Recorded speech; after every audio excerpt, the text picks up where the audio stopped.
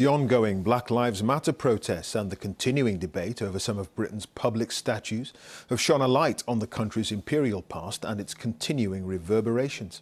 Our latest report looking at Britain's colonial legacies comes from Kenya, where our senior Africa correspondent Anne Soy considers the issue of land distribution and what, if anything, changed after Kenya gained independence more than 50 years ago. The highlands of the Rift Valley, where I was born and raised. It's here that the colonial administration faced one of the fiercest resistance movements to their settlement in East Africa. At the turn of the 20th century, British settlers arrived here and found conditions perfect for agriculture.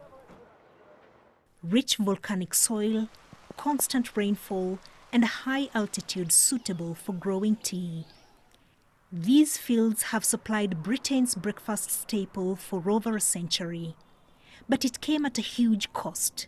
15 years of resistance by the Kalenjin ethnic group, then led by the Talai clan. The settlers used divide and rule tactics. They turned the community against us.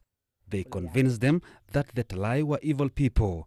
You see, they had guns and bombs, and all we had were arrows and spears. And we fought against them for more than 10 years, so they said we were evil. Once they had subdued the locals, laws were created in Nairobi and London, allowing them to push the locals to the fringes, what are called the native reserves, and the best land was divided up amongst a handful of settlers.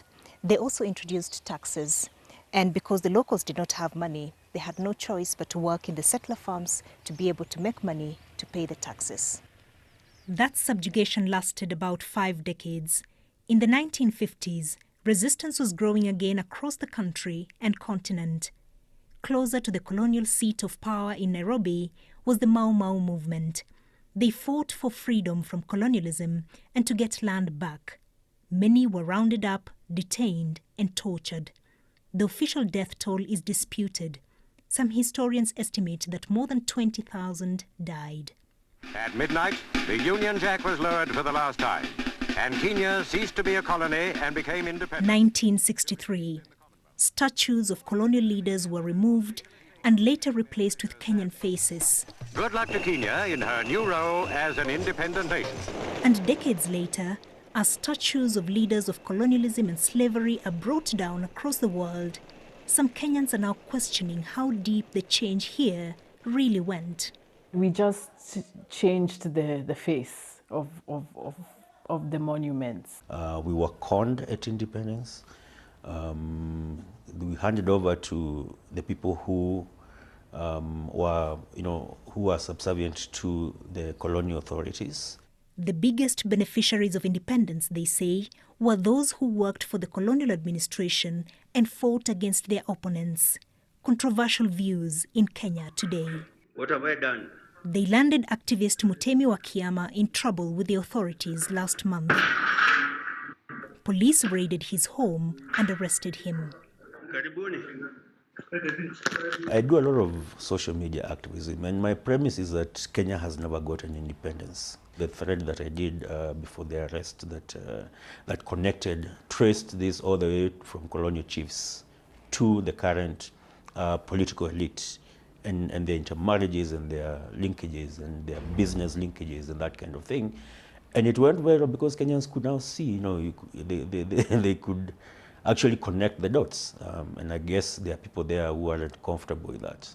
The elites grabbed the independence and ran off with it, and the Mau Mau were left landless. Nothing had changed.